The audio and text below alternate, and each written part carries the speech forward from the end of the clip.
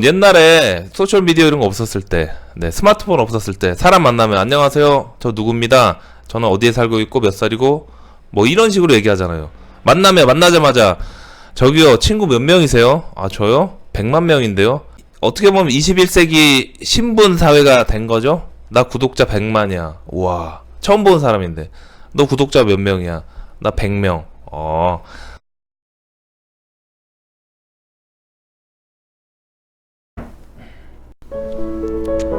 짠! 여러분 안녕하세요. 사업하는 형입니다. 오늘 2019년 8월 19일 월요일 아침 7시 반입니다.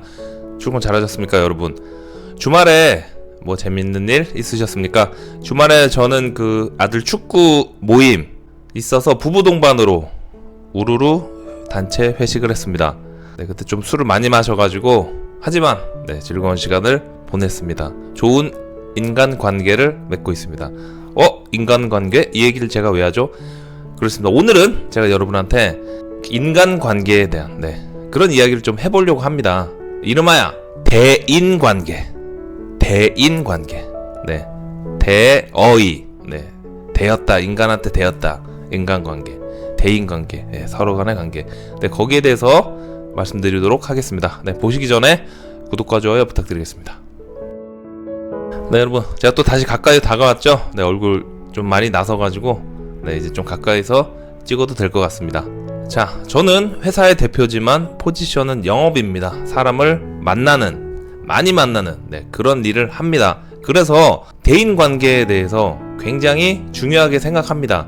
일과 중에 만나는 사람들은 업무적인 부분이죠. 그럼 그 사람들에게 보이는 제 이미지와 업무 외 친구들이나 일반적인 만남, 그런 관계 속에서 제 이미지가 같지는 않을 겁니다. 그쵸? 업체에서는 한없이 좋은 사람, 한없이 겸손하고 한없이 착한 사람, 이렇게 알려져 있습니다. 영업사원들은 대부분 그렇게 알려져 있습니다. 하지만 일반 사람들한테 사업하는 형은 뭐 재밌는 사람, 그렇게 알려져 있는 것 같아요. 개그맨들도 밖에서는 막 떠드는데 집에 오면 말 한마디 안 한다 그러잖아요. 이렇게 사람은 어느 정도의 좀 이중성이 있고, 그런 관계 속에서 대인관계를 맺게 됩니다. 요즘 특히 소셜미디어 생겨나면서 사람들이 인간관계, 대인관계에 대해서 굉장히 많이 힘들어하는 것 같아요. 그래서 대인기피증이 있으신 분들도 있고, 공황장애가 생겨서 밖에 나가기를 힘들어하는 분들도 있고, 이게 선진국에서 나타난 그런 병이죠. 처음에 소셜미디어가 나오면서 이제 그 사람의 일상을 우리가 아는 거예요. 굳이 만나지 않아도 페이스북이나 인스타그램 보면 이 친구 어디 갔구나, 뭘 샀구나, 이렇게 자랑하다시피 올리잖아요. 그러면서 거기서 더 주눅 들고, 저 사람 저렇게 잘 살고 있는데, 저 친구 집 샀는데, 저 친구 차 샀는데, 난 뭐지? 이렇게 주눅 들고, 한없이 주눅 들면서, 그게 사실인지 아닌지도 모르지만 보이는 게 그렇기 때문에 사람들은 그걸 그냥 믿게 되죠.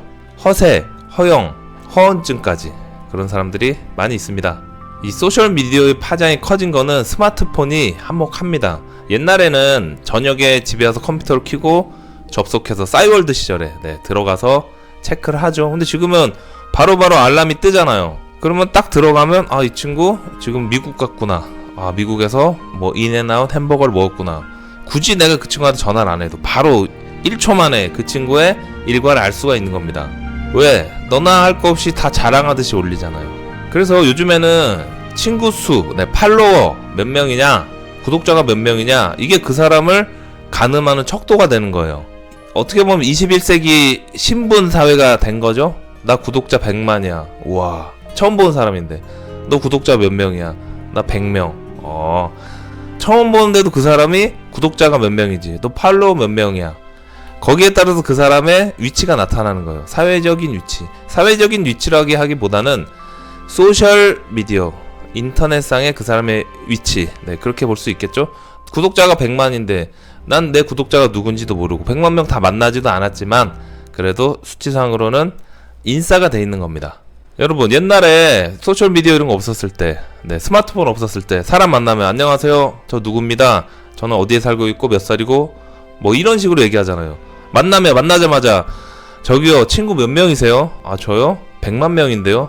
이렇게 안 물어봤거든요. 그래서 그 당시에는 그런 것도 없었고 주눅 들거나 위화감도 없었고 인간관계가 지금처럼 서로 이렇게 소외되고 외롭거나 그러진 않았습니다. 자, 왜 이런 일이 생겼을까요? 그 이유는 바로 스마트폰의 확산을 통해서 생긴 겁니다. 우리는 깨어있는 시간의 4분의 1을 스마트폰을 하는데 허비한다고 합니다. 디지털 사회가 사람들을 중독으로 몰아넣고 있습니다. 노모포비아란 단어를 들어보셨습니까? 이건 뭐냐면 한시라도 내 손에 스마트폰이 없으면 안 보이면 불안하고 공포를 느끼고 그런 상태를 노모포비아라고 합니다. 저도 그런 것 같아요. 특히 이제 사람 만나는데 영업을 하기 때문에 그리고 사업을 하기 때문에 핸드폰이 손에서 떨어져 있거나 하면 굉장히 불안합니다. 지갑을 잃어버려도 불안하지 않습니다. 핸드폰을 잊어버리면 굉장히 불안합니다. 특히 요즘 스마트폰에는 모든 게 담겨 있잖아요. 뭐 은행, 인터넷 뱅킹 손가락 하나만 대면 인터넷 뱅킹 바로 접속이 되잖아요. 그 다음에 모든 소셜 네트워크도 연결이 돼 있고 업무적인 부분도 연결이 돼 있고 그래서 핸드폰은 이제는 제 모든 것입니다.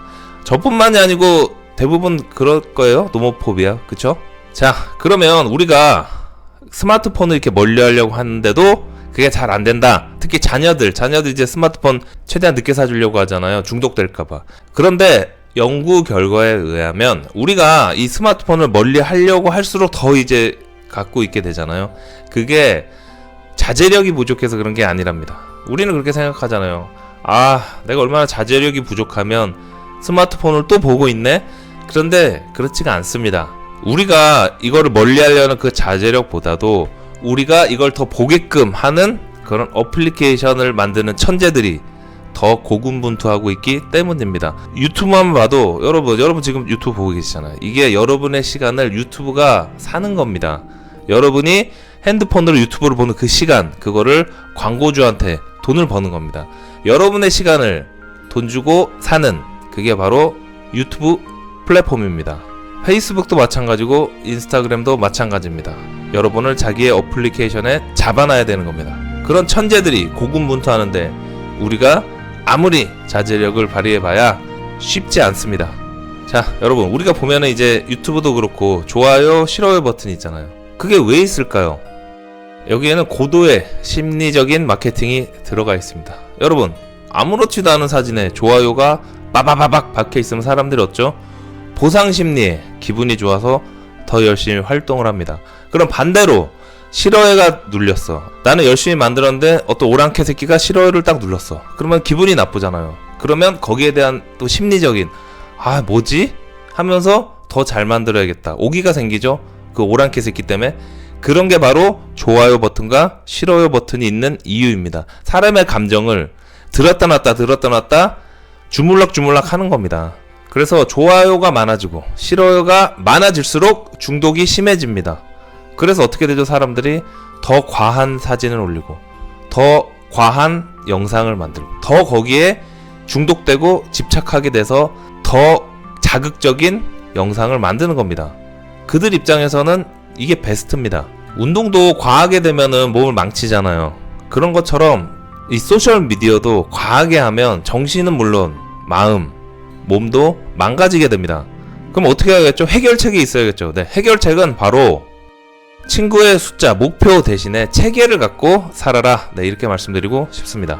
즉, 친구가 몇 명이 되겠다, 구독자가 몇 명이 되겠다, 이런 생각을 하지 말고 관점 자체를 나는 어떤 컨텐츠의 영상을 만들겠다, 언제 영상을 만들겠다, 몇 분짜리 영상을 만들겠다, 이렇게 내용에 집중을 해야 되는 겁니다.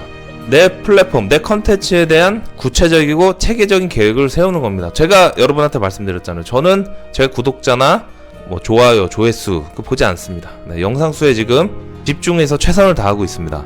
그런데 여러분, 이게 이제 또 멘탈이 약한 분들은 그게 잘 안 돼요. 자꾸 그 조회수도 보게 되고 좋아요가 몇 개인지 싫어요가 몇 개인지 요걸 이제 보게 되거든요. 그러면 그런 분들은 유튜브에는 그거를 끄는 기능이 있어요. 구독자가 안 보이게, 좋아요가 안 보이게, 싫어요가 안 보이게, 이런 기능이 있거든요. 그 기능을 적극 활용해서 내 멘탈을 다잡아야 됩니다. 그런데 참 좋은 게 뭐냐면 조회수는 이게 감출 수가 없어요. 그럼 처음엔 조회수가 안 나올 수가 있잖아요. 하지만 절대 줄어들지 않는 게 조회수입니다. 무조건 늘어날 수밖에 없는 게 조회수입니다. 그래서 그거 어차피 끄는 기능도 없지만 저도 그래요. 영상 딱 올려놓으면 몇 명 안 봤거든요. 근데 한 달 지나고 2달 지나서 그때 그 영상을 딱 보면 조회수가 확 늘어있는 거예요.